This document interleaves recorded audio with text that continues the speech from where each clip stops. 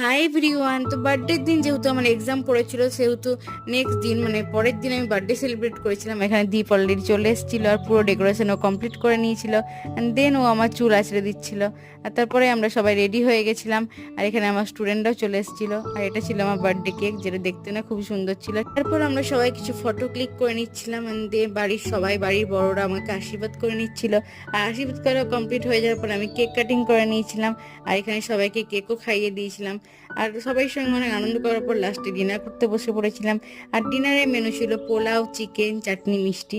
তো সবাই মিলে খাওয়া দাওয়া করে লাস্ট টাইম বসে গেছিলাম গিফট আনবক্সিং করার জন্য, যেটা আমার সব থেকে পছন্দের।